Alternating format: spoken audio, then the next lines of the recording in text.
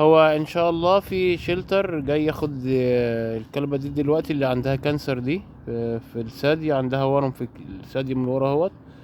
هما في الطريق ان شاء الله، انا منتظرهم والله في البرد اهو. وعدوني ان هما جايين في الطريق، قدامهم نص ساعة. والكلب الاعمى جوه في الشارع التاني. انا بقالي ساعة كنت بلف على دي عشان اشوف هو واقفة فين. ف اهي موجودة دلوقتي. شاي... شايفين الكانسر. طبعا الاهالي هنا بياكلوا برضو على قد ما طاقتهم. بصوا، ايوه شايفين.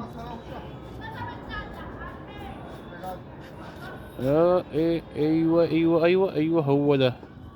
شايفين الورم. مهم.